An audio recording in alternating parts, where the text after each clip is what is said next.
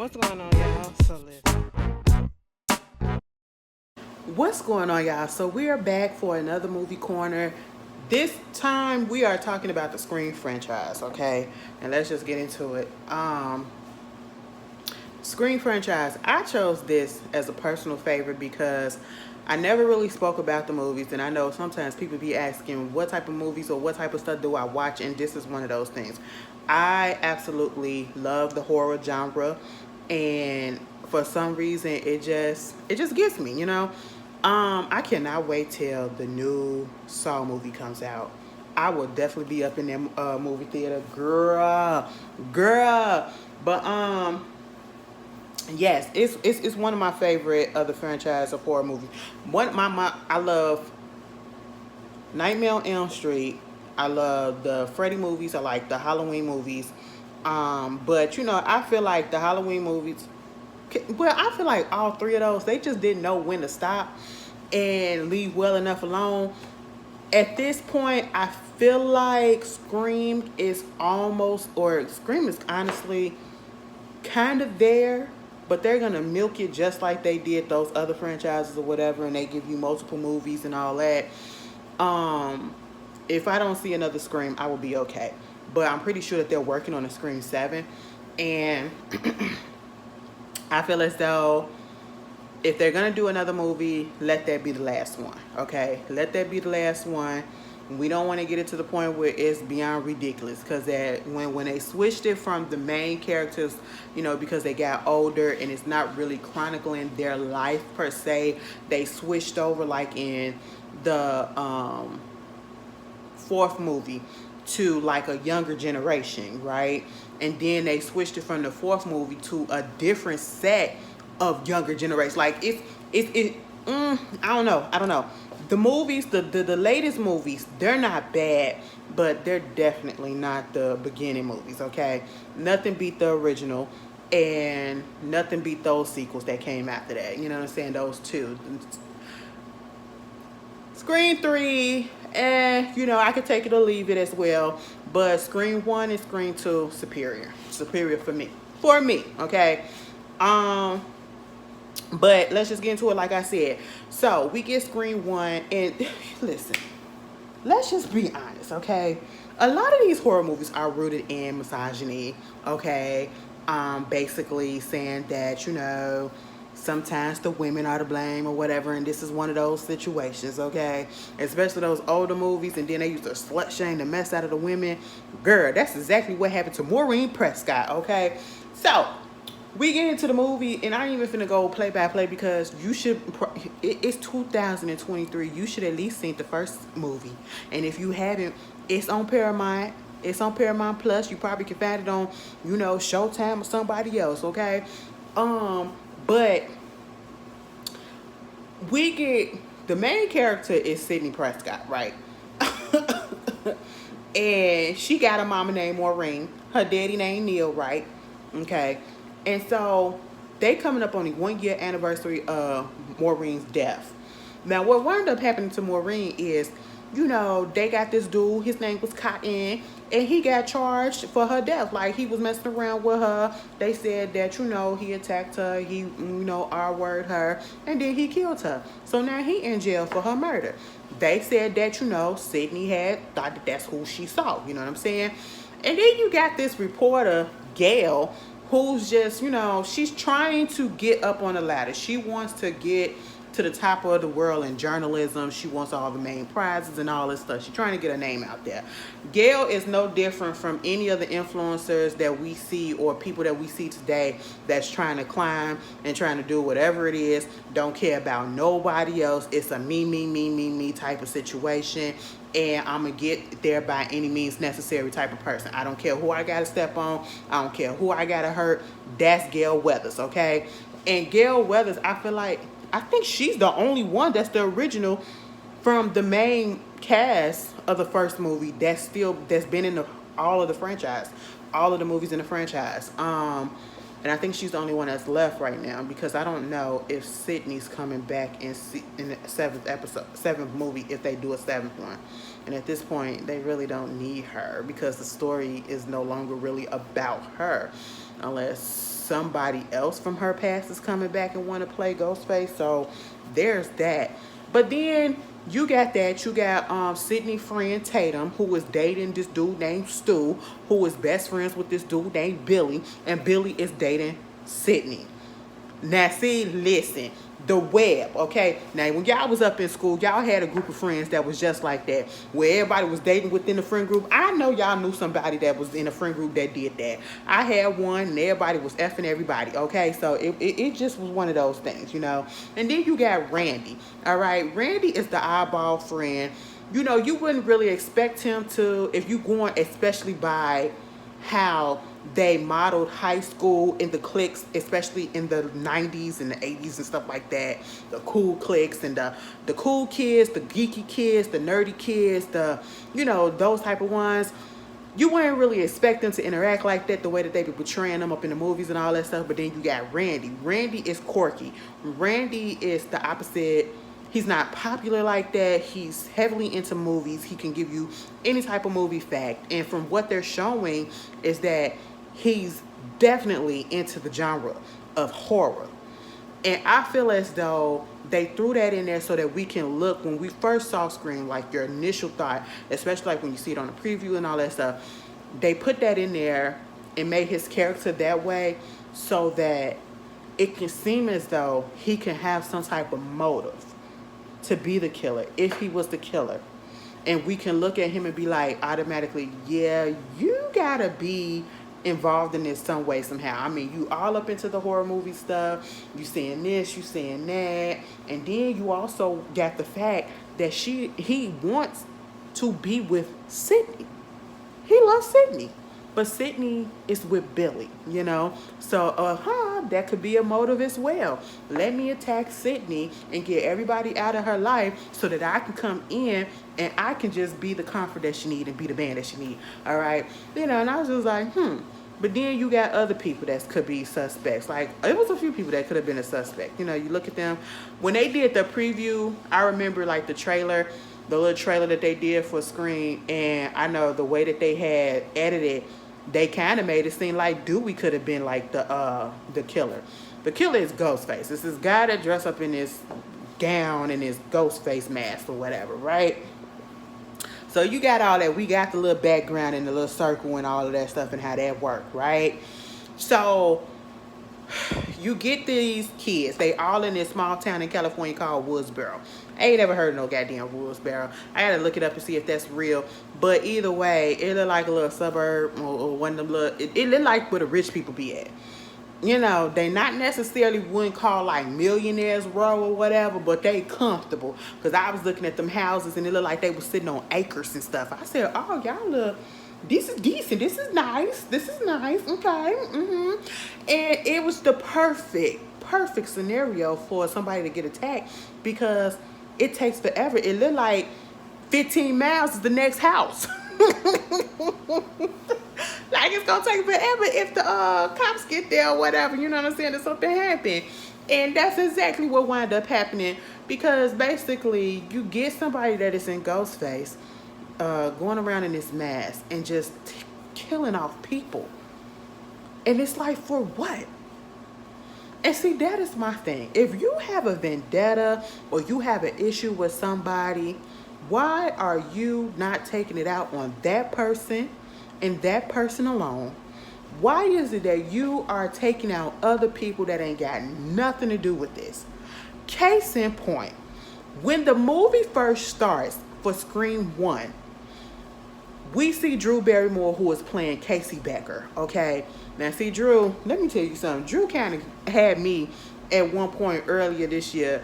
She said when Scream 6 was coming out and they had brought back somebody else's character that we thought was gone in Scream 4. She was like, I mean, if they brought her back, they could bring back me. You know, my character, you know, stranger things have happened. I said, now, Drew, did you not watch? I know you played the movie, and I know it's been a long time since you probably watched the movie or whatever, but do you not realize that they gutted the out of you. Like your character's intestines was on the floor. Okay, your character was just hanging there like this on the floor. You know what I'm saying? Just hanging. It was a lot. There was no way that you could have survived that, and unless they did a throwback like a dream sequence, or which would be corny, or if they do a throwback scene at this point, it'd be corny too, because we really don't need your backstory. Okay, Casey Becker really wasn't like somebody that we needed to get to know, but I would have liked to understand how was she connected to these people. Like, I understand that, well, she did used to date Stu, so there's the connection. I figured it out myself.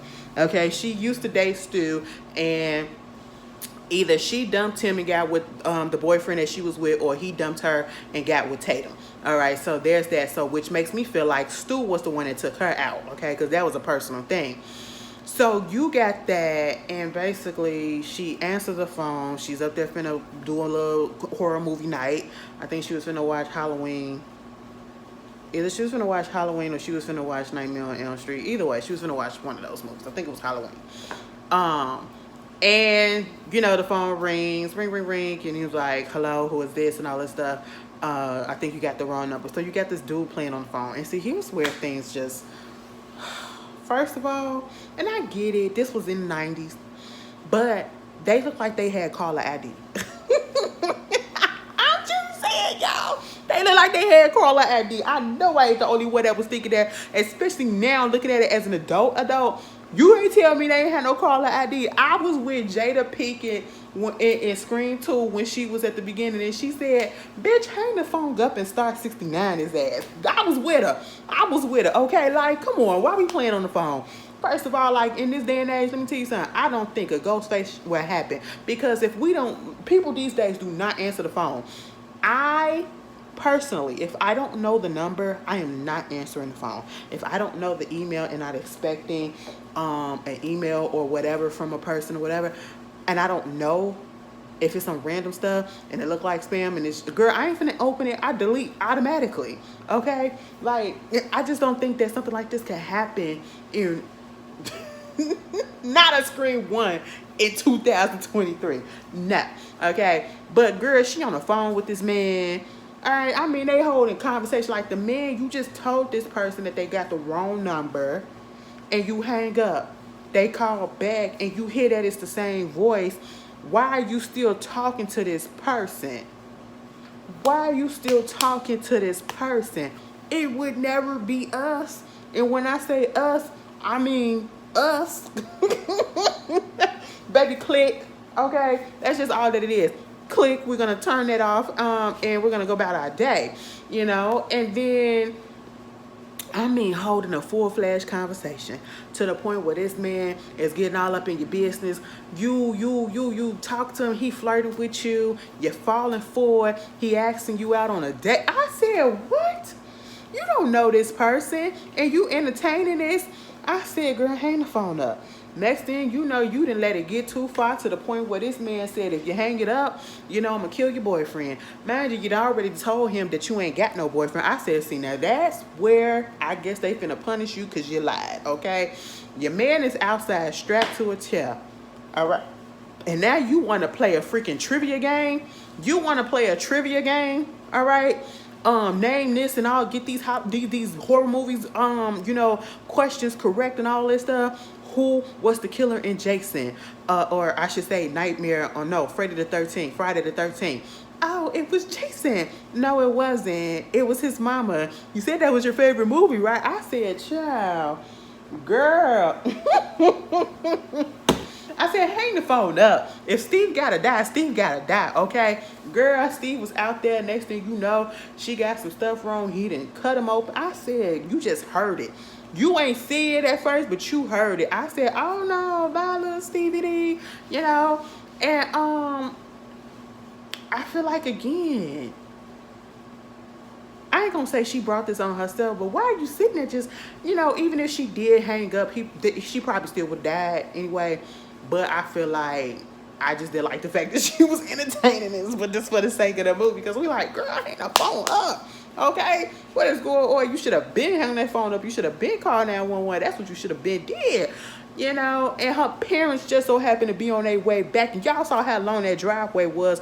It was to get to the house. She wasn't even attack yet. And by the time they came up to the house, because we saw them driving up, mama was up. Okay, I said sliced up, diced up, and all of that. That man came through the house, then ransacked everything, and next thing you know, she was on the phone, and the parents was trying to find out where she was because the popcorn is on the stove. Girl, I said she gone. They heard her on the phone just gasping for air. Next thing you know, mama came outside because she was finna go to the neighbors, and she see her baby girl just hanging on the street. I said, whoo, dude, Jesus, this is just like a flashback. I said, now, what that supposed to mean? Why she got to be hanging on the tree like that? I said, all right. I said, the inside's just tumbling. I said, put him up in there. Put him up in there, okay? Girl, she was the first one gone. Well, Steve was gone first, and then it was her. I said, now, what they got to do with this? You know, just because you mad, I mean, you broke up with her, so you told Tatum because they released your teens, found out that she really broke up with you. And then you get with Tatum, and so now you want to take her out like for what? Casey and Steve ain't do nothing to nobody. And what was their purpose against this, okay? Like, I just didn't understand it, you know? And so then we get progressing on. And like I said, this is coming up on the anniversary because this is a small town. Apparently, and the biggest scandal and thing that ever happened in this town was the fact that Sydney mama died. Sydney mama got killed, you know, and it's just probably the way she got killed and everything. And so everybody was just like, oh, this is crazy. You got the news people everywhere, and plus they teens that got killed as well. So of course everybody is gonna be on alert. And you know, they doing interviews and everything, trying to see where everybody was and all of this stuff. And you get that one scene where all the friends come together and they're talking about what happened, right? And you know, they was saying exactly how they were killed, you know, Steve and Casey. And then you get Stu, you know, they was like, how do you gut somebody? And then you get Stu basically explaining exactly how you do it. And that made me look at him like, excuse me, now, baby, we got somebody out here on the loose. We ain't trying to, why we putting a little bit of suspicion on each other? Okay, like you doing a little bit much, because I started looking at him sideways too, because it's like he goofy, but he popular, he cool, kind of like, but he goofy cool, right? And I'm just like, you giving a little bit too much details. And then you got Randy coming in, and he doing his little horror movie stuff, and it's like they trying to set it up, you know what I'm saying? So we can see like any, meeny, mighty, mo, or make it so that you can see that any one of these could have been a killer, okay? Anybody had a motive, you know?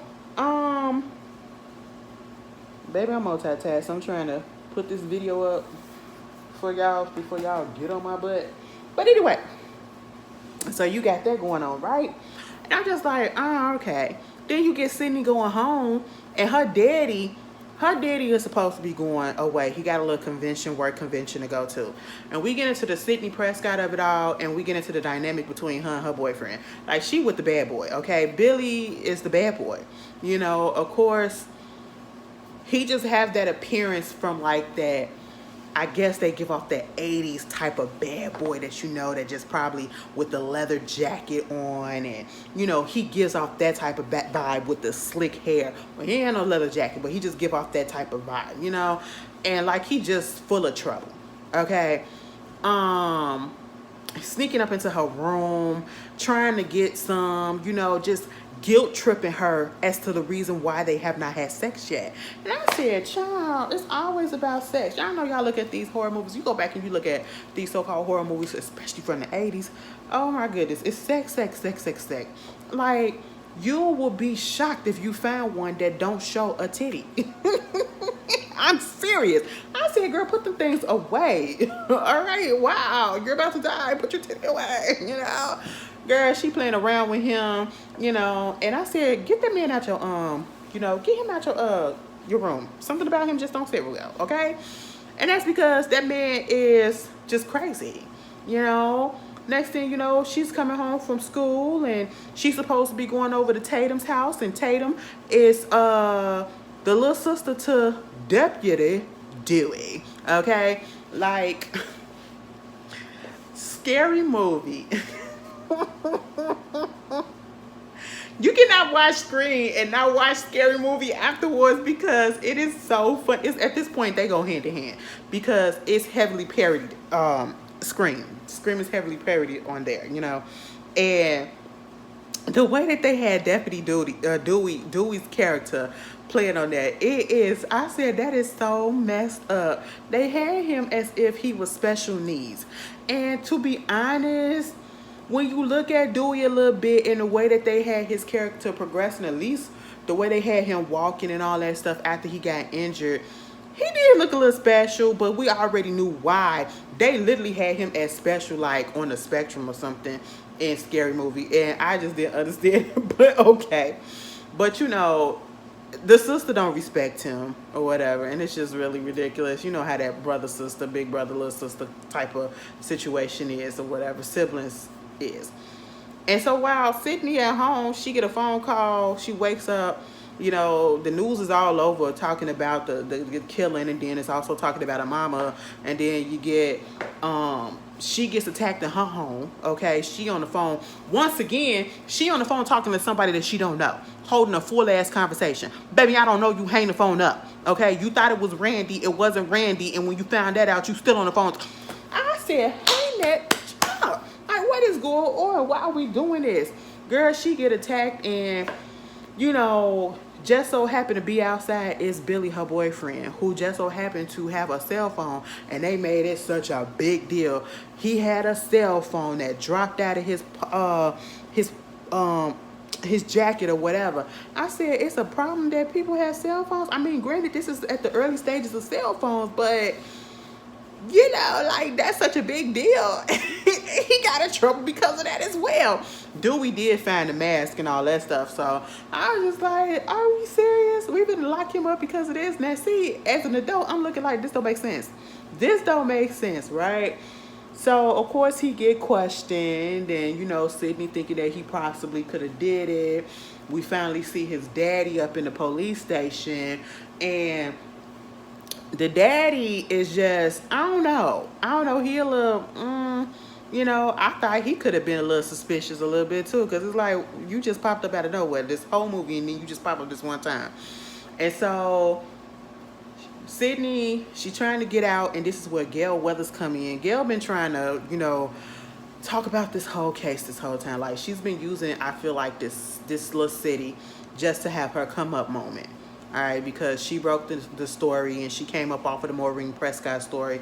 She came up off the trial with Cotton. She don't feel like Cotton did it, which he didn't. And then, you know, the contentious relationship because of that with her and Sydney. Sydney winds up punching her because all she is, like I said, is she's about herself, you know. And so she trying to get the information. Sydney goes over there to Tatum house. Next thing you know, Billy's supposed to be up in jail or at the police station. She get a phone call from Ghostface again. And then, leave me alone. I said, why Nance Campbell say it like that? Leave me alone. I said, girl, what accent is that? Oh my God, I love this movie so much. And so you got that going on, and then Dewey come up in there after the phone that hung up. I said, Dewey, he came in there with his gun and everything. I said, what are you gonna do? You're gonna shoot the phone. It reminds me of on the Blackening when they found out that King had a gun. He was like, you had a gun this whole time? Why you ain't use it? He was like, what you want me to do? Shoot the TV? Like, that's what it felt like. That's literally what it felt like. I said, oh, Dewey, put the gun down, okay? Go outside. Next thing you know, they go to school, and, you know, they're talking, and Stu taking up for Billy and talking about Billy's sad and about the fact that, you know, he done been branded the boogeyman by his girlfriend. Sydney and him wound up running into each other, and he literally basically told her, you need to get over your mama death. People leave. And I said, excuse me. She said, baby, what are you talking about? He was like, I mean, my mama left and I got over it. I said, wait a minute, sir. She was like, your mama left the family because she just left. My mama is in a cemetery, baby, 6 feet under. What are you talking about? Okay. Like, my mama didn't just leave because she wanted to. She was taken out of this world, you know? And I was just sitting here like, child, this ain't looking too good, sir. This ain't looking too good. Next thing you know, she goes into the bathroom. She gets attacked in the bathroom. Baby, if that ain't true, how we be gossiping about people up in the bathroom. Oh, we did some good gossiping up in the bathroom back in the day. I ain't lying, and still do. Okay. Um, you know, she feels some type of way about people thinking that she probably did it, and they came up with a whole scenario. And see, that's just how it is these days too. You got to be careful because sometimes certain things happen, and sometimes it just be too good to be true. And you like, why is this person going through all this? Maybe they set it up and all this stuff. You know what I'm saying? And so she also gets attacked in the bathroom, and then they get a half a day, and you get kids running around with the scream mask. You get the principal cussing them out.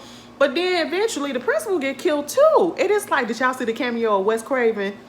He was the janitor, you know, and he had on the Freddy shirt. Yes. Okay, because he also did Nightmare on Elm Street, if y'all didn't know. But my whole thing is, why they take out the principal? Is it just because you ain't like the principal? You know, like, because it's the principal. He seemed like he was a cool guy. I said, see, another person that did make sense. Can't we just kill the people that you're trying to kill? You know, like, just get to it. But again, it wouldn't be a franchise if that's the case. So you got that. And then you have the party that goes on over there at Stu House. And next thing you know, Tatum winds up getting killed. Okay, you got Randy literally having a horror movie, you know, corner that everybody is, you know, talking about and looking at, getting into. And so they're more interested in that than anything. I said, what type of party is this? Where's the music and all of that? Baby, let me just tell you something. Gail needed her ass whooped. Okay, she kind of did get her ass whooped, but she needed her ass whooped because of the way that she treated Kenny. The way Kenny got abused. Kenny, move your fat ass. I said, excuse me. She said, listen, sir. Now, I know you like 50 pounds overweight, but when I say come on, bitch, you gotta come on. Okay? That's what you need to do. But they set the camera up trying to get some footage. She wound up fucking around with Dewey. You know, they looking for the daddy car because, of course, Sydney daddy became the prime suspect. But he is nowhere to be found, and they find his car. Next thing you know, a whole out killing spree just started happening. Okay? Tatum get killed up in the garage. Baby, Tatum, the way she got killed was kind of stupid. I said, now, why would they have her try to escape through that doggy door like that? I don't understand people who have doggy doors, especially in 2023. There are people that still have doggy doors like that. Y'all are letting any and everything into your home, okay? You freak trying to let the dogs in. Now, when you get a rat come up in your thing, I done seen videos with raccoons coming up in there. Oh my goodness, like, girl, it's a lot. It is a lot. Like, I be scared, you know. Somebody probably break into your house like that. That girl slid through that door, and she probably, if she would have calmed down, because she panicked. That's what it was. She was panicking. And I feel like if she would have just calmed down a little bit and actually thought, but she ain't had that much time, but she kind of did, she could have swiveled her ass through that, you know what I'm saying? But she was panicking, her shoulder got stuck, you know. And he just pulled up the garage, and it basically fucked her neck up, broke her neck and face. I said, wow, what a way to go. I said, you know what? You just taking people out just to take people out at this point. So you just like killing. And then Billy comes over. Billy winds up talking to Sydney. Sydney winds up going ahead and giving her stuff. I said, see, now you gotta die. Because you know in the horror movies, they say you gotta stay a virgin. You got Randy down there going off about the movies and stuff. I said, child, calm down, calm down. You know, and then they found out that the principal got killed. And he was hanging on the football field post, and they rolling out to go see the body. I said, you know what? Maybe this is the most excitement this town has ever had, because I'm not finna go out to see nobody. I don't play those games. Why do I want to see that and have that image ingrained in my membrane like that? No. And then you got everybody and their mama start getting killed, and they made it seem as if Billy and Billy and Sydney get through doing what they was doing. Then the killer want to come in and want to attack Billy. Billy acting like he gone, but it was just catch up on him. Next thing you know, Sydney getting caught up all around and getting chased out and everything, and it's really just Stu that's doing it. Um, who else? Kenny, the camera guy, he winds up getting killed. Unfortunately, got his throat slashed. Gail getting attacked. Dewey getting attacked. Dewey wind up, I think he got stabbed in the back. He's stabbed or shot in the back, one of the two. And Randy got shot in the shoulder. Girl, let me tell you this, or stabbed. Either way, when it all comes down to it, we find out that the killer is Billy and his partner is Stu. I said, oh, so you want to have two? Okay, multitasking, because how are you getting around with this, you know? And so you got that going, and then I'm sitting here like, all right, why are you trying to take out your girlfriend? What is the point? What is the point? I just don't get it. And you already know Stu is a lackey to Billy. Baby, he doing all of this stuff because his mama left the family because the daddy cheated on the mama with Sydney's mama. So you go and you take your anger out on Sydney and your whole group of friends because her mother, who you also killed because of this, you couldn't just let it stay right there. I mean, you got revenge by taking her out. So you had to go take the mama, you had to go take the daughter out. First you had to F the daughter, and then you had to kill her or try to kill her, and you gonna take out your friends too? Like, that just didn't make sense. I said, Billy, you're not smart. And then Stu just doing it just to do it.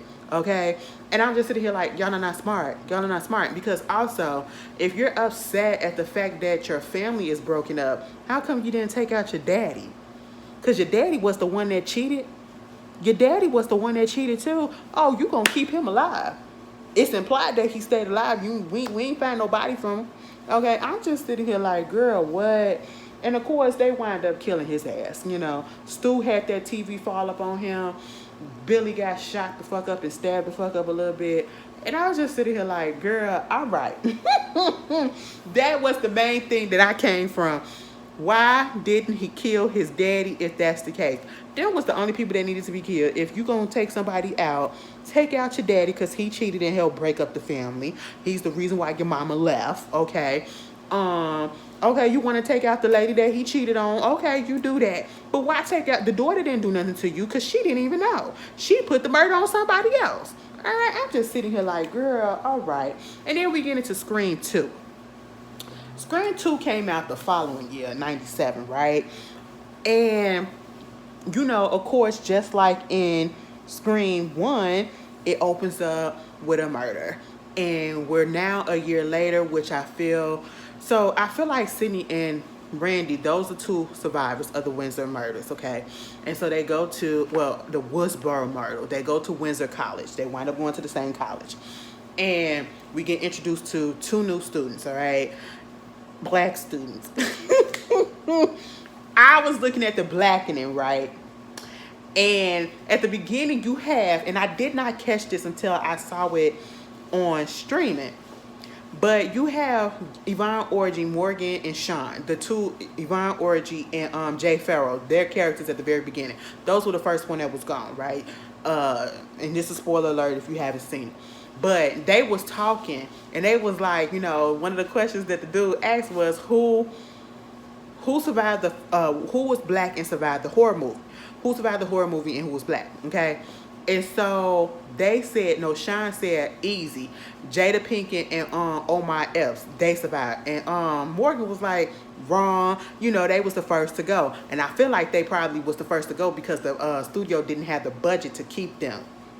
And then they started looking at each other like, because they was the first to go, and they're the biggest names in the movies. I said, child, maybe that's what it was, because, you know, Omar Epps and Jada Pinkett Smith back in the day, well, when she was Jada Pinkett, they was the thing back then, okay? They really was a name, you know? And, of course, they go to the movie because now when something like this happens where it's this big thing that becomes national news, of course we want to make a movie out of it. We want to make a movie out of it. We want to make some profit off of it. We want to capitalize, okay? Murder for some whatever reason equals cash, all right? And we've seen this happen multiple times. And so they make the franchise. And this is what I love about the Scream movies, because we're literally looking at a franchise, and in the movie we're also looking at a franchise within this franchise. So we have the Scream movies and they have the Stab movies, all right? And so they getting the new release of the Stab movie, the first one. And Jada's character don't really want to go watch it. She's scared of it. She really wanted to go look at the Sandra Bullock movie. I think it was Hope Floats or something like that. And she get convinced to go with her boyfriend, and he winds up going to the bathroom to, relieve himself. And she had went to go get some popcorn, and baby, he goes to the bathroom and he winds up getting killed by Ghostface. I said, wait a minute now, Ghostface supposed to be gone. Who is this? So now we already realize it's a copycat. And we thinking, okay, there's a copycat coming through because of the fact that they doing this movie and people want to do stuff. And that's just how it is. There's always something like that happening, right? The worst death, first of all, I hear some stuff going on in the stall, in the bathroom. That ain't none of my business. That is none. Girl, that ain't none of my business. I don't want to hear that. I am going to mind my business. And see, that's what his character, his character messed up, because he wasn't man in his business, baby. And that goes to tell me that in Scream 2, you can tell certain characters, the black characters, you can tell that they were originally meant for white actors. And even what's her name? Elise Neal, who played Hallie, Sydney's friend, the black girl that wanted her to go to the sorority or whatever. She put that out on Twitter that the character that she was playing was originally for a white actress, and that they had a white person in mind.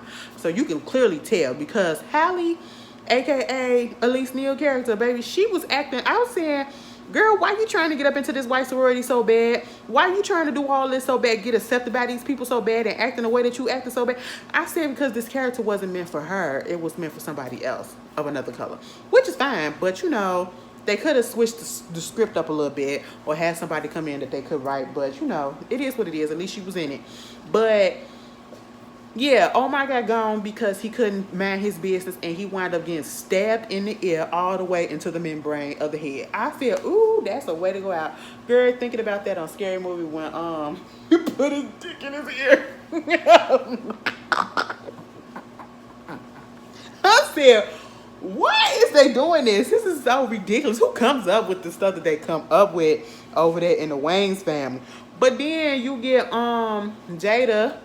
She winds up getting stabbed up because dude took Omar Epps' jacket, put it on him, and then he got the mask on. And so she thinking, because they was giving out those masks, she thinking that it's him when he sat down, and it really wasn't. It was Ghostface. And he winds up stabbing her up. Now the movie theater is so chaotic. Let me tell you something. I ain't never been to no movie theater that's chaotic like that. Now see, I went to both the Black Panthers and we was full. I went to the Little Mermaid, we was full. But baby, we was civilized. Okay, we was civilized. We weren't acting the ass, and we weren't doing all of that up in the movie and everything that they was doing. I said, sit down. What are y'all doing? Y'all doing the most. This is too much. This is too much. I'm a little bit scared, okay? They was doing so much up in that movie theater that when Jada Pinkett finally went up there in front of the freaking screen, they literally thought that it was part of the show. They thought that it was part of the whole production and everything, that she didn't scream, she's bloodied, and she didn't die. I said, now see, Jada, she killed that. No pun intended. The way that she died, I said, oh shit, bitch, you was going for an Oscar. Now, they ain't have to die like that. I did not appreciate the fact that they died like that. I didn't appreciate that they was the first ones to go, and I did not appreciate Jada getting killed the way that she did, okay? I was just like, oh my God, that's when Jada still looked like Jada.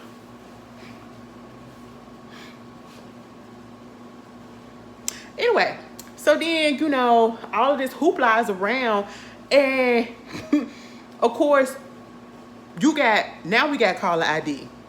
Notice how I said in the first one, I said, listen, why don't you just hang it up? And then you got Jada in this one saying, hang up the phone and start 69 in his ass. And now you got Sydney in this one while she in her door room. She's getting these prank calls or whatever, people faking like they Ghostface. she got there on the call. She got the damn caller ID calling them out. Okay, so there's that, and of course it's a whole bunch of media attention because the murder happened at the school. These are school students, and then you have Sydney there, and they're doing a movie about her life. You know what I'm saying? And so of course people are looking. Sydney also has a boyfriend named Derek, and he's in the fraternity, and he's one of those goody boys or whatever that wear their polo and their khaki shorts. One of those. And he has a friend, Mickey. Okay, he has a friend, Mickey. And then, of course, the murders happen. We got Randy that's on campus as well. He's in class. And what class he's in? He's in film class when we first see him. And, Sydney had to talk to him about everything that was going on. And at this point, Randy is in denial. Randy wants to just block out everything that happened with their experience when they was in high school. But they can't deny the fact that this has happened and that this is happening again. That's what Sydney trying to get him to realize. So you got all this mess happening, and of course the media is coming. And when there's a good scandal, a good controversy, some type of mass event, and it's media, who's gonna be there? Gail Winters, okay? Gail Weathers, I should say. Gail Weathers was there with a little bob. I said, you know what? I feel like this was the best hair that Gail had. That bob that she had in Scream 2 that Courtney Cox did, baby, that was the best hair. Now let me tell you something. Them bangs and shit that she had up in Scream 3, whoever did that, they need to be cut. I said, why would y'all do that to her? What would you do that to her for? And why did you walk around with that on like that? You know what I'm saying?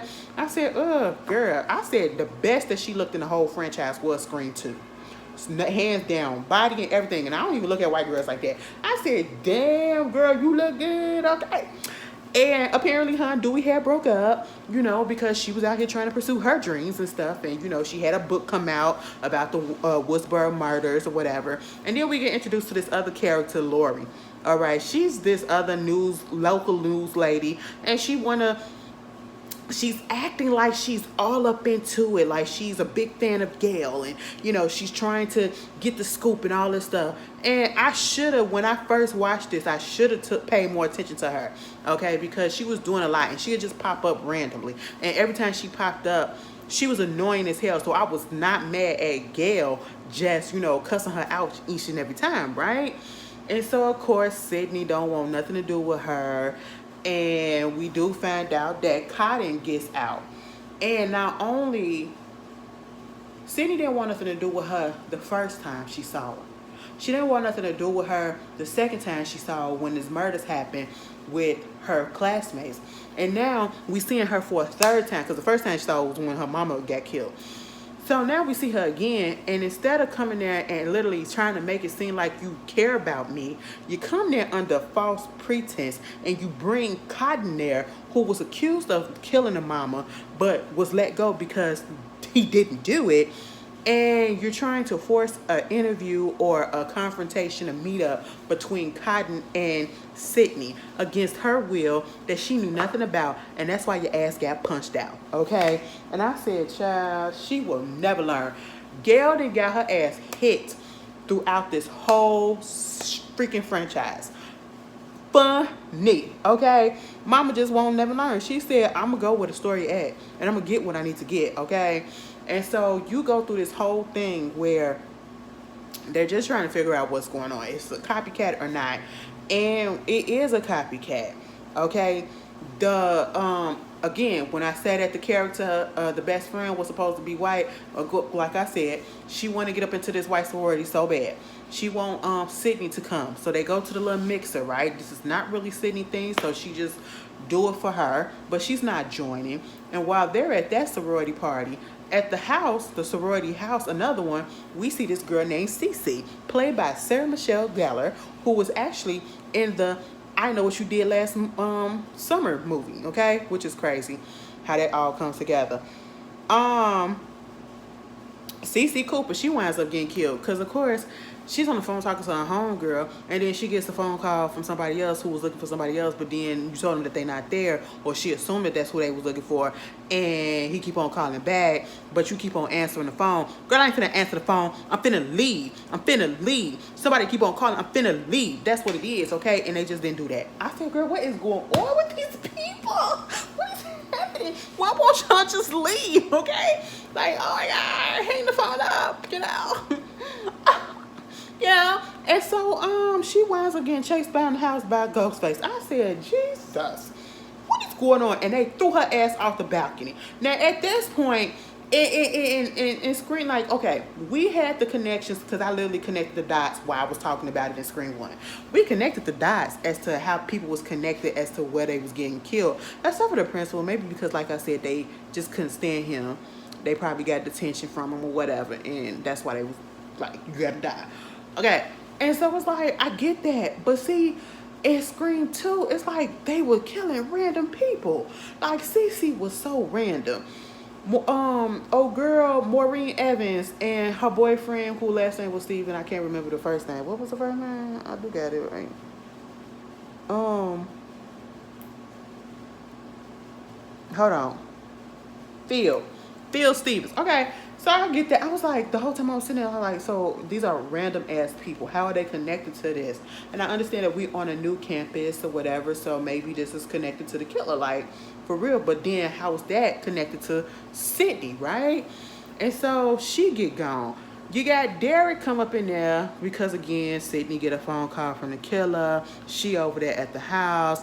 The dude start coming after her. Then Derek comes in, want to be super saver hoe. I'll save you. Okay, she's like, no, Derek, no. He goes in there. He winds up getting himself cut up.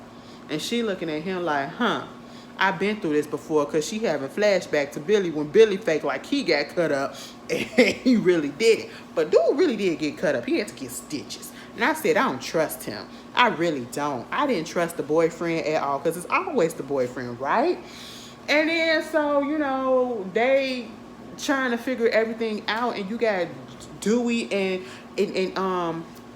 Randy and Gail trying to figure the stuff out as well. You got Cotton still trying to get this interview and talk to Sydney. It's just like, boy, let it go. I understand that you want an apology, but this ain't the way that you go about it. Because he's also trying to chase his fame. He wants to capitalize on the fact that people have their attention on him as well. You know, and I'm just like, ugh. I can't stand people like that. Okay, I really can't. Let stuff happen organically. And so you all up in the study hall, you cornering her. The police had to come. The detectives that's on her case had to come get him out of there. You know, Randy winds up getting killed. I said, baby, I was not expecting Randy to die in the second movie. I thought he was going to stay. I really did. I did not expect him to go. But the way he got, because he had to cuss the, you know, Ghostface out.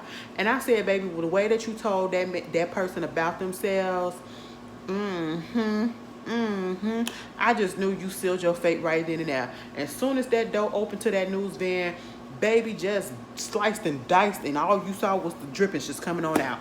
And oh yeah, I forgot to tell you, the cameraman, the new cameraman is Dwayne Martin. He survives, okay? Thank God. We forget him. When it comes to people saying what black person survived the horror movie, okay? He survived. He was barely in it, but he survived, okay? He stayed there to the end. You know, so they had to get the security on them. They was about to take Sydney away to a secluded place. She winds up getting attacked, and then the friend want to come with her. Girl, I'm not. And see, here's again. We black. I was screaming. I was like, Haley, you don't know that you black, right? You don't know that you black, because we is not finna do this. We are not finna do this, put ourselves in harm. Baby, I love you. You know what I'm saying? I just met you or whatever. We became good Judies because we stay in the same dorm. And you my dorm mate or whatever. But the stuff that's going on with you right about now, you got people coming out and slicing and dicing, and I don't have nothing to do with that. I don't want to be I'm sorry, we can no longer your services are no longer needed, okay? That's basically what I would have said. Now, if I would have stayed friends with her all the way up to then, I would have been like, that's cool or whatever. You go to seclusion, I'm going to stay over here. Because it seems like everybody that come across, you die, okay? And I ain't got time for it. You know, I want to live. Now, Haley, she didn't want to live because she went with the girl and she was the next one to go. I said, child, and right when we thought that she was gonna be okay, because they got into the car accident, he done killed the freaking detective that was supposed to be on her detail, and now y'all done gone. I said, girl, a mess, a mess. Meanwhile, when we get to the big reveal, because you know Derek got carted off because he did this whole number where he was professing his love to Sydney in front of the school and singing "I Think I Love You." I think that was cute though. I ain't even gonna lie, cause I would never do it. But all right, and gave away her his Greek letters to her, which is an offense. And so of course the brothers came and took him off and kind of punished him a little bit. And so they had him up on that prop. Oh, they put it down, and we thought that he was the killer. They tried to make it seem like he was the killer, baby. Derek wasn't the killer. Mickey was the killer. Okay? He was the killer, and the reason why he was the killer is because he just wanted to do some stuff. I feel like he was purely psychotic. Now, see, Billy had a reason, you know, and Stu didn't have no reason besides the fact that that was his homeboy. And so if his homeboy needed his help, he was just going to be there to help him. That was it, right? Understandable. What was your reason, Mickey? Mickey just wanted to be known as a serial killer, and he wanted to go to court so that he can use the defense that the violence in TVs and movies or whatever made me do this. And he had a backer who was who? Billy Loomis' mama, Lori, aka that annoying ass news reporter lady. Okay, I said, child, she done went, left the daddy, got some facelifts and some surgeries and stuff, and she said, I'm coming to avenge my son's death. Girl, your son was a killer. Okay, that's what me and Sydney said. Your son was a killer. Okay, that's just all that it is, you know. So what are you mad for? I'm not understanding, you know. And a struggle ensues, and you know, Gail Dude winds up getting shot. Also, Dude got stabbed in the back again. Okay, he got stabbed in the back, and so Cotton comes through at the end, gets the notoriety that he been looking for, because now he can tell the story that he did save the day because he killed the killer. He shot the main killer, okay? Because they did take out Mikey, but they did have to shoot him again because, you know, that motherfucker popped up. But I was just like, girl, all right. And so then we get to Screen 3. Screen 3 was where I feel it started to lag, and it's not the best. It's like a few years later, they're literally making Scream 3, because in Scream 2 they were making, or I should say they making Stab 3. In Scream 2 they was making Stab 1. So now we're on Scream 3. And so they're on a movie set. You see Cotton, he done got successful. He got his own little TV show. It's given very much a Steve Wilkos, Jerry Springer type vibe. And he gets this call from this random person who was looking for somebody else. And she realizes that it's Cotton's voice. And so she starts flirting with him. Mind you, he has a girlfriend. And so that person let it be known, I know that you got a girlfriend. I'm over here and I'm finna kill that bitch. And that winds up happening, okay? The way that they did that, where she literally thought that Cotton was in the house playing that movie and coming and attack her, so that once Cotton finally got there to try to see if she was okay, she wouldn't trust him because she already thinks that it was him that was attacking her. I said, that is so messed up. Like, baby, I'm just trying to help. It wasn't me. Bam. I was like, damn. He killed the girlfriend and then he came and killed her. Killed Cotton. All because he, who is Ghostface, wanted to know where Sydney at. I said, why do you want to know where Sydney at? What does Sydney got to do with this? Sydney is minding her business at this point. Sydney is living in seclusion. like to the point where she got a new name. She don't even go out the house besides walking her dog. She got all these alarms and stuff. Baby, mama said, I'm not finna do this no more, okay? She working from home at a abuse hotline type of situation. And that's exactly how Ghostface found her, on the abuse hotline. All right? And then having dreams about her mama and stuff. Let me just tell you this. Mama had me fucked up. Like, listen, I would have been so pissed. I would have been like, Mama, you got me in all of this stuff. You really got me in all of this stuff just because you couldn't. Girl, what is your backstory? So we get a little bit of her backstory in this movie too.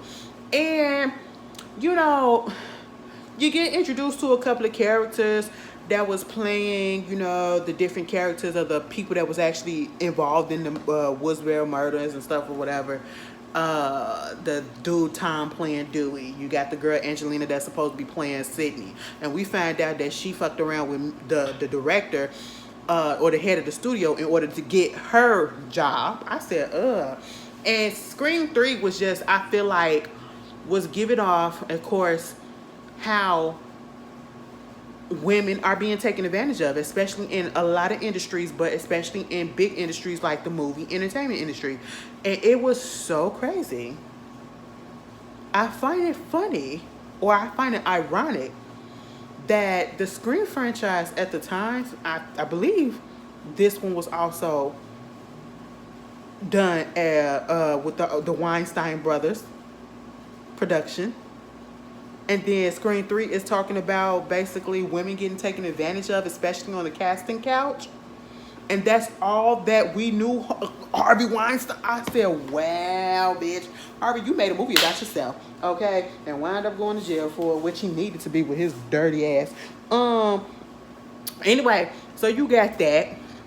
And then you got Roman, who is the director of this movie. He's supposed to be director staff. He said this is the way that he can get his, he want to do a little romantic movie or whatever. And so in order to do that, he had to do a horror movie. So he's directing Stab 3.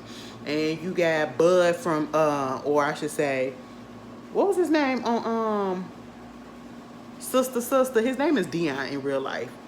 But y'all know Tamara boyfriend on Sister. Kenny?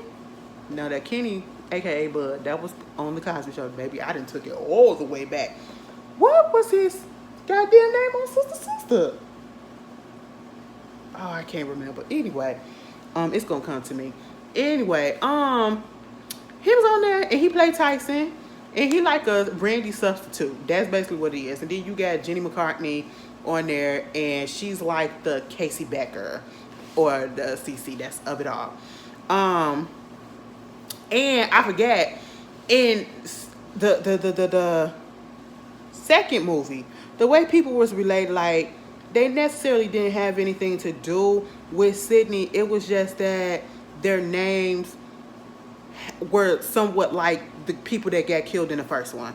Maureen Evans, which was Jada, Maureen Prescott.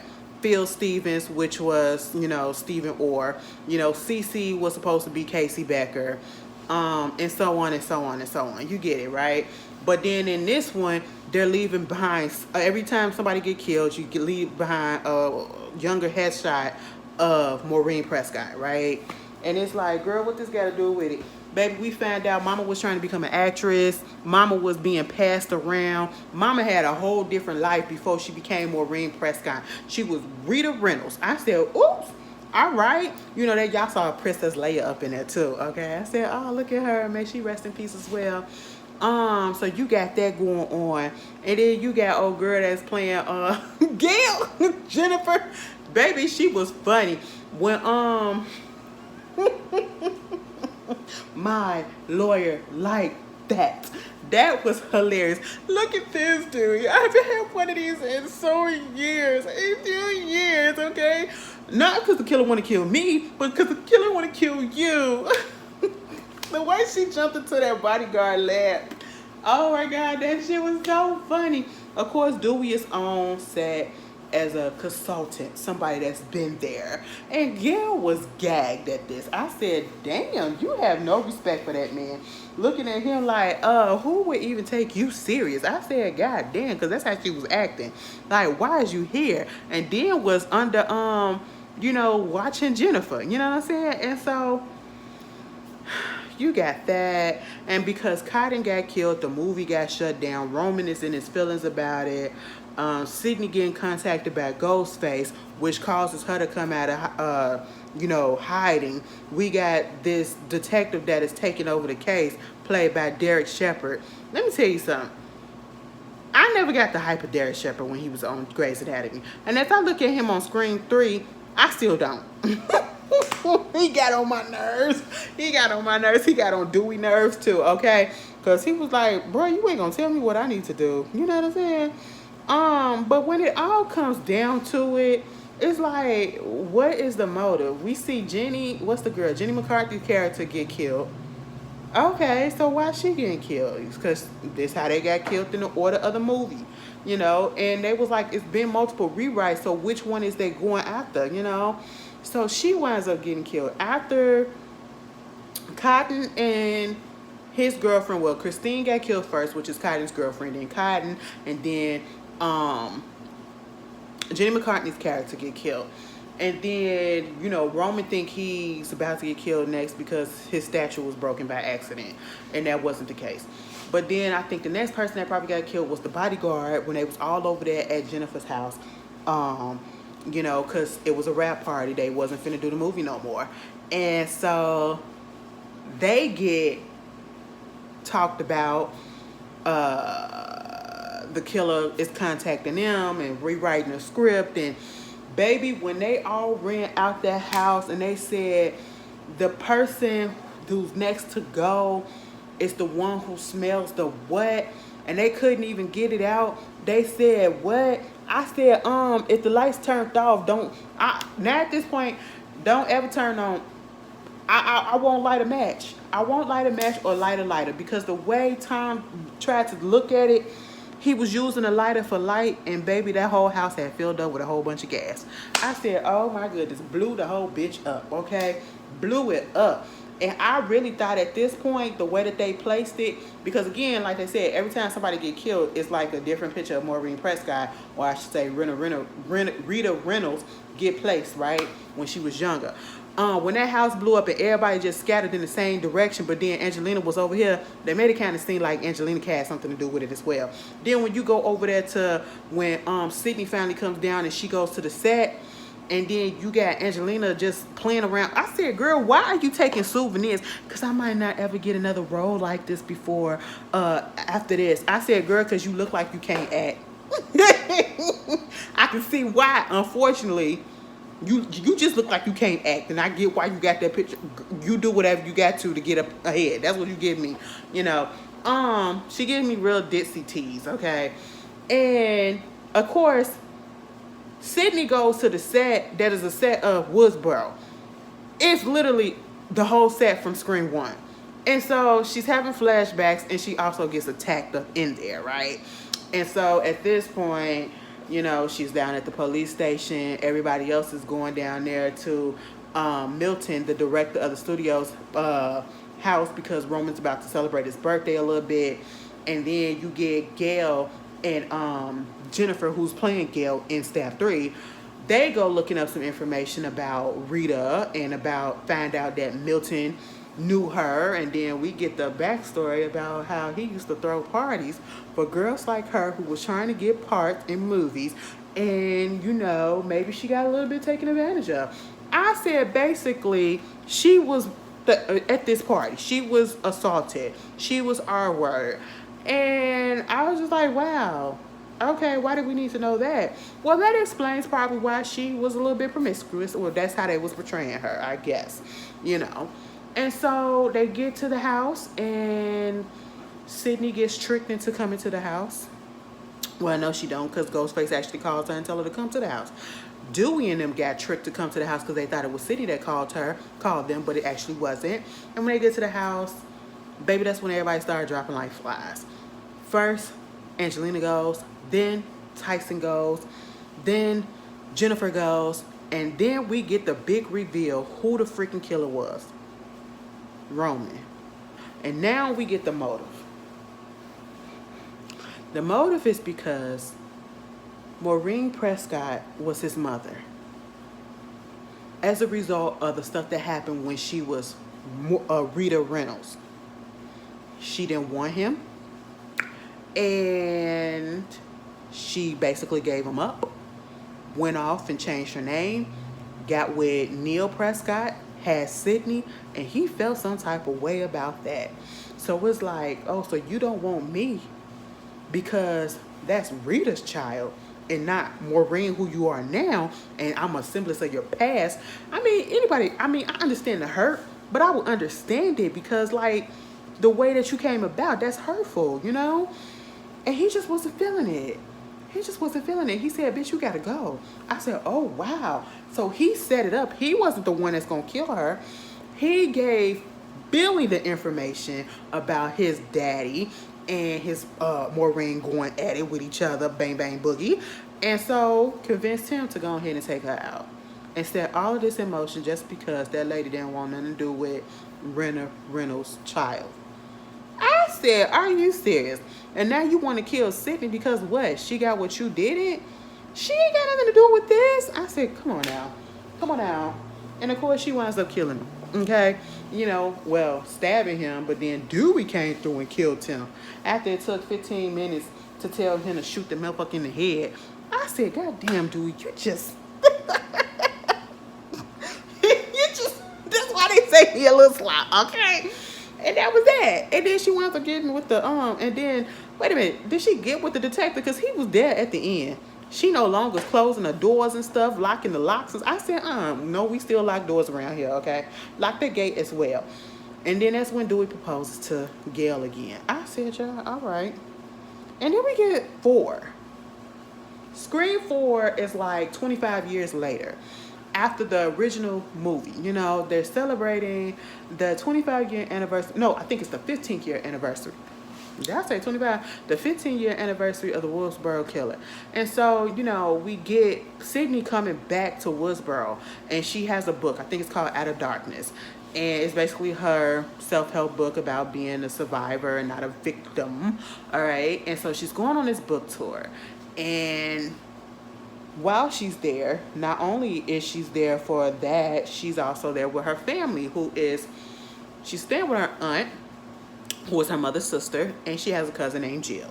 Jill has a group of friends, okay, and they're very much like the others, but they're more a little tech savvy, you know.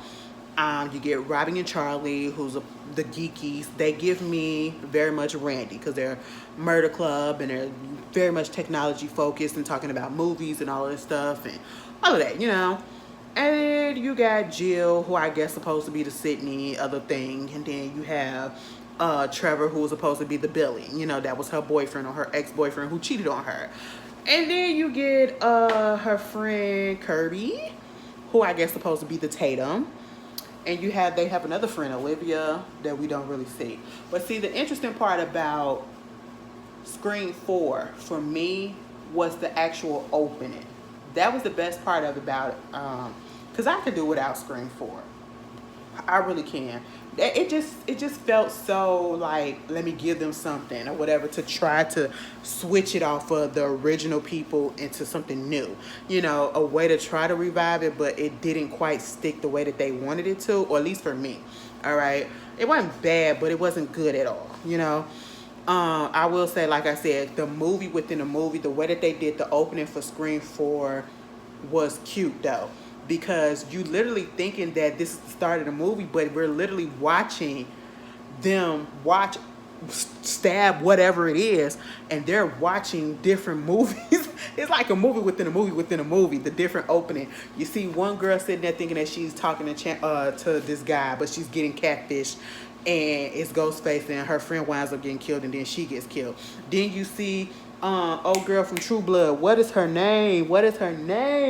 Oh God, you get her and old girl from Dex Shepard, Christian Bale. They up in there. And Christian Bale character winds up killing old girl, you know. And then because she talked too much. I said, well, understandable. Because she was just pointing out the fact that some of this shit just don't make sense.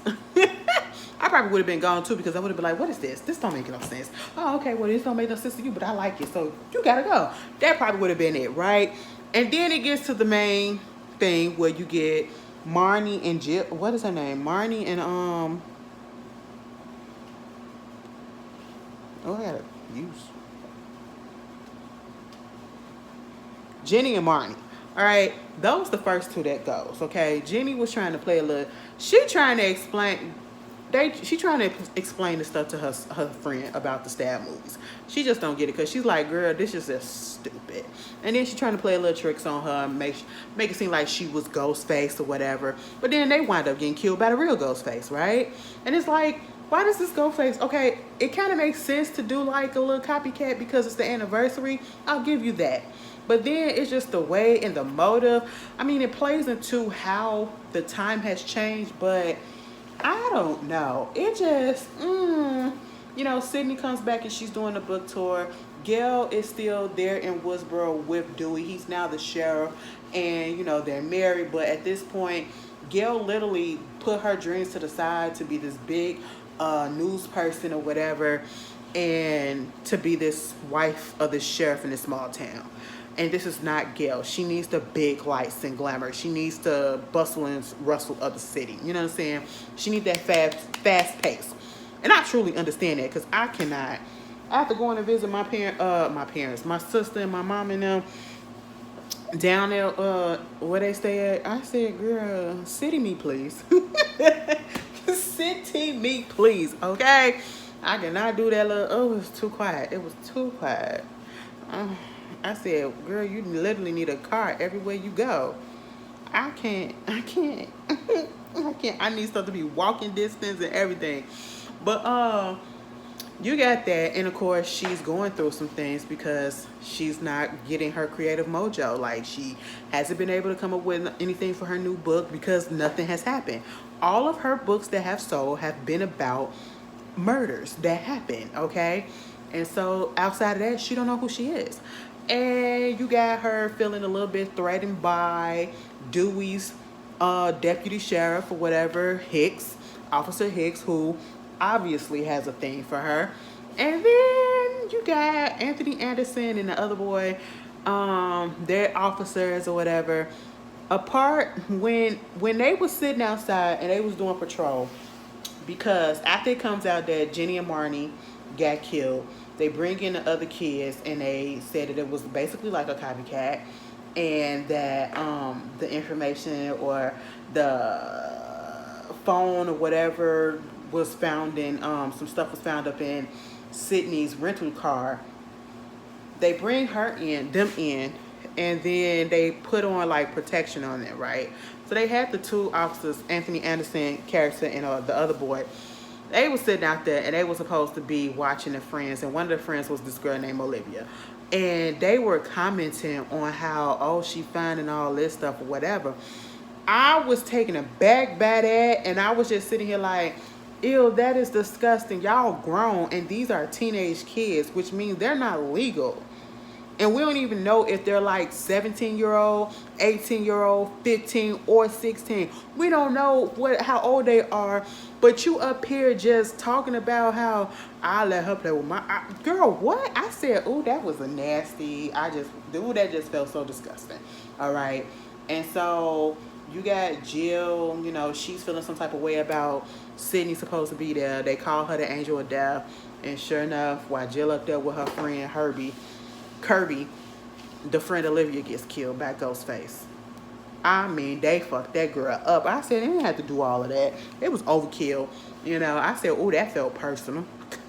And then he comes in trying to attack him in the house, but then he leaves, okay? And so now we see what's going on. I'm just going to fast forward. Like, the publicist girl that was Sydney's publicist, she deserved to die, okay, because she was doing too much. Again, she was giving very much Gail. Gail was all about herself, focused on me. She didn't care about having any feelings about who she hurt or who she had to step on. Same thing with this Rebecca girl. She didn't care that this murder and stuff was happening. She thought that it was good and it was going to be good promotion for the book. I said, girl, you just doing a lot. And I was so glad when she got fired. And I was okay with the fact that she got sliced and diced, all right? I know that sounds bad, but, some people just gotta go. You know what I'm saying? But they didn't have to throw her over that garage like that. They didn't have to do that. And then you had them, doing the stabathon, which is they doing marathons of the stab movies, and because Gail is bored and she wants to be a part of something, and she's feeling like she's not a part of nothing anymore. So she feels as though she's gonna take it upon herself to try to solve the case and set up some cameras at the stabathon and see if she can get this on and get the killer. Girl, she fucked around and got herself stabbed. I said, you can't make this shit up. I said, girl, you messed around and got yourself stabbed up, girl. But, baby, let me put this on here. Girl, I'm trying to multitask and get y'all this stuff together. But you get them, right? And fast forward to when we found out who the killer is. Cause then Jill mama winds up getting killed because she and what's her name? She and Sydney wind up getting attacked in the home. And the way Jill mama got killed when she was on that floor. Okay. When she was on that floor in the baby, the freaking knife came through the mail slide and stabbed her in the head. I said, oh my God. Oh my God. I said, oh my God, that was messed up. So Kate got taken out. I think that's the auntie name. Next thing you know, the kids are at the crib and we find out Bobby get killed.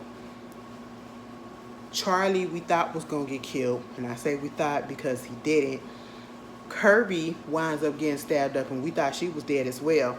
And I'm saying thought as well because Kirby comes back in the most recent movie, And when it all comes down to it, Jill, she was the killer.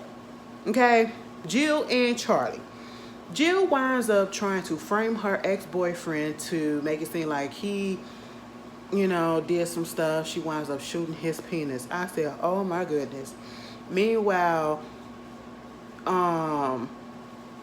her and Charlie was supposed to do like Billy and Stu in Scream 1 when, they stabbed each other up to make it seem like they were attacked. And so she was going to do him first. And instead of just stabbing him in the shoulder, she wound up stabbing him in the heart. I said, child, all right. And then she took out, so she thought, Sydney. And I said, damn, Sydney gone?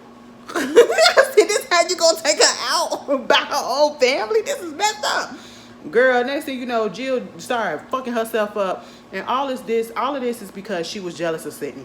She was jealous of the attention that Sydney was getting, and it wasn't her. She was like, everybody's all focused on her, and so now she want to get some type of attention, so she want to do the same thing that she did.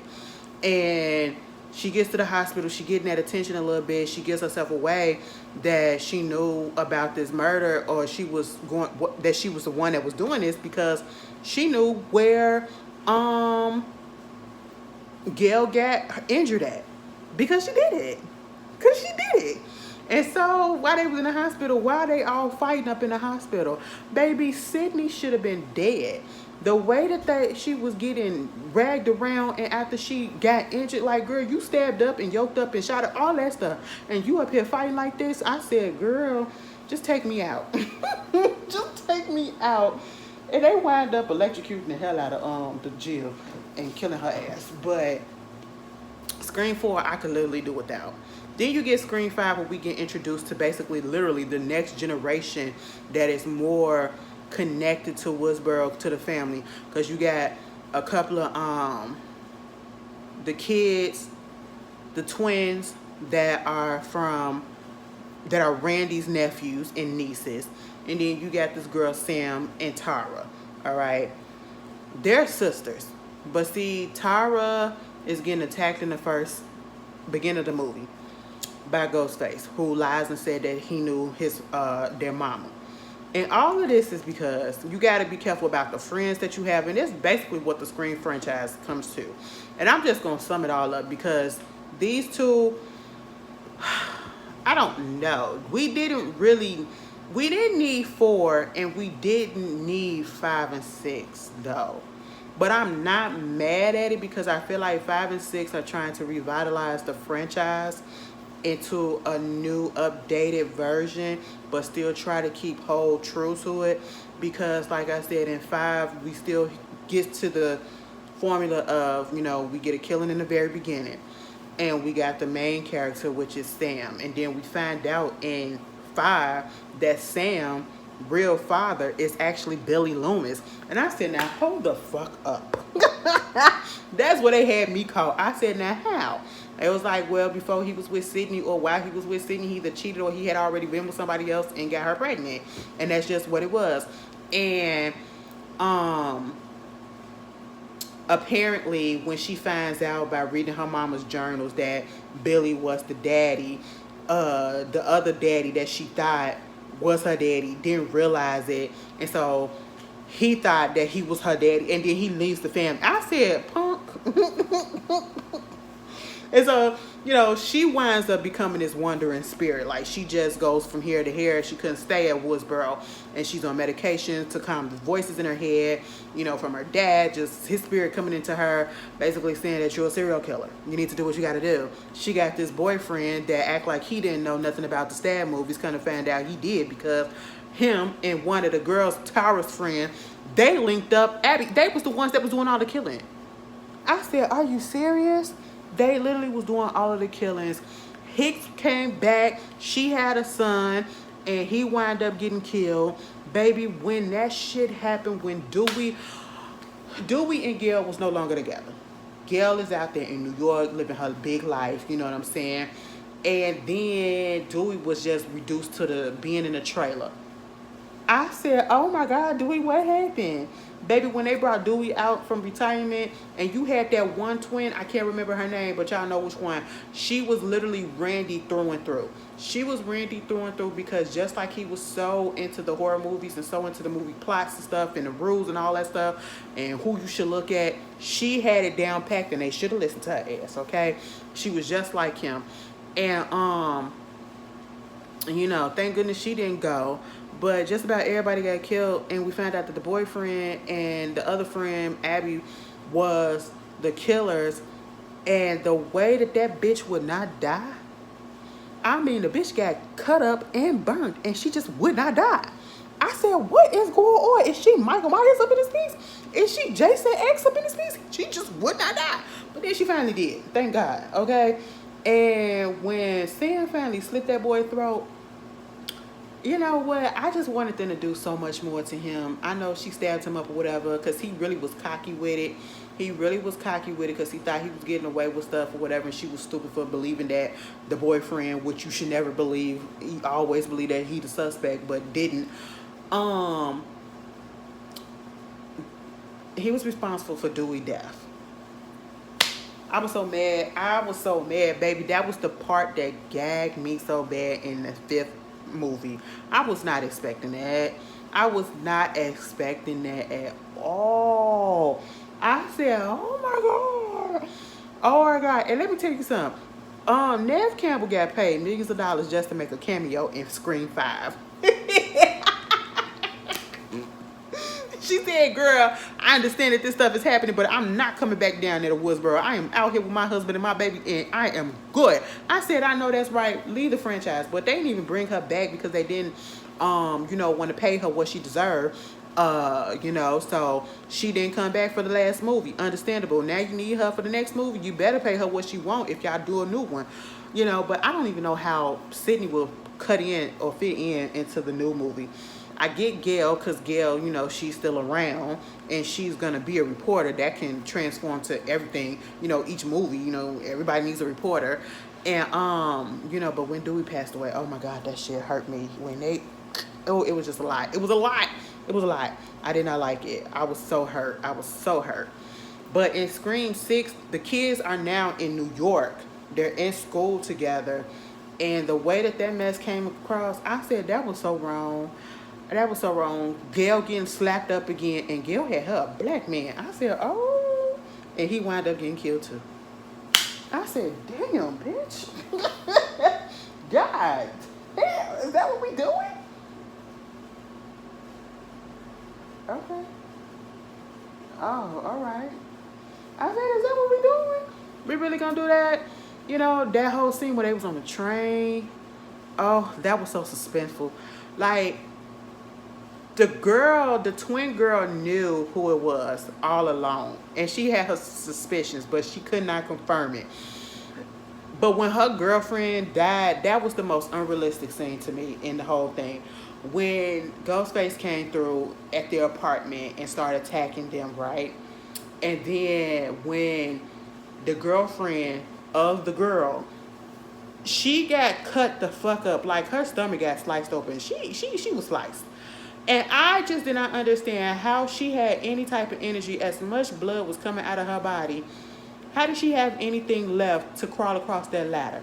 Baby, she would have just been a casualty. You know what I mean? You know what I'm saying? Like, she would have had to go because you should have been dead anyway because you're leaking. You internally messed up. Even if you make it across, you were going to die anyway because you're draining. you're literally just spilling out. You know, I was just like, wow. Okay. And then Sam, I don't know. Scream 6 was good. It wasn't great. It was good. And I went off the hype of it. And as I watched it again, I was just like, you know, it was cute. But I do like the fact that they was incorporated, the way that they tried to incorporate all of the whole franchise into this one. Okay, you know, you had the different masks being placed from the different killers that Ben had throughout the whole series, or I should say the franchise of the movie, you know. And then you had different weapons and all that stuff. And when you found out who the killer was, which was the cop, oh, the cop that was working on the case. And then Kirby came back. Baby, at one point I thought Kirby was the killer because the cop made us feel like Kirby was the killer because he was looking. He made us feel like Kirby was the killer, okay? But it was really him and his 2 kids. Oh, girl, let me get this together. My camera is telling me to hurry up, okay? It was him and his 2 kids because the killer from the boy that was dating Sam in Scream 5 was his son, who was no longer here. And then they made it seem like the daughter, Quinn, had got killed by Ghostface, which really didn't happen. Baby, it was Scream 6 was actually good, but it was just really twisted. But again, I do like the way they incorporated like different items and they brought in things again, like I said, from the previous movies into the this movie.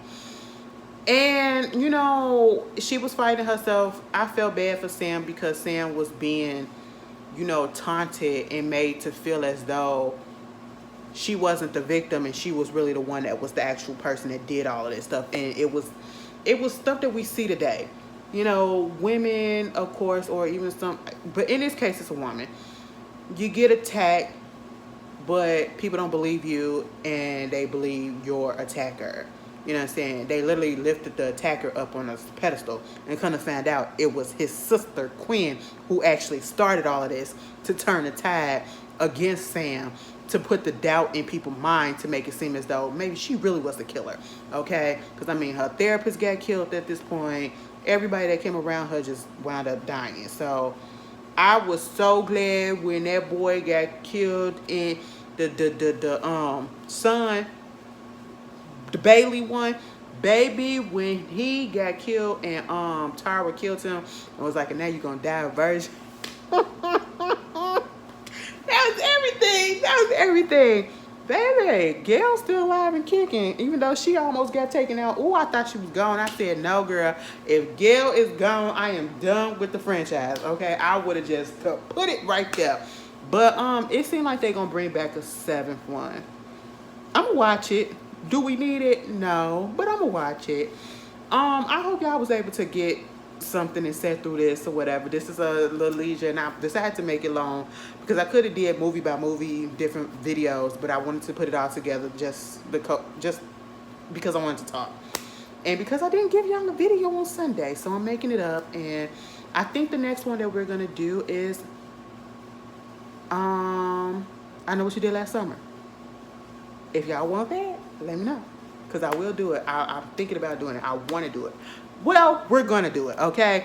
And then we can do something else. I'm gonna have to find something else. I really want to do something that I have not seen before, and so y'all give me some suggestions.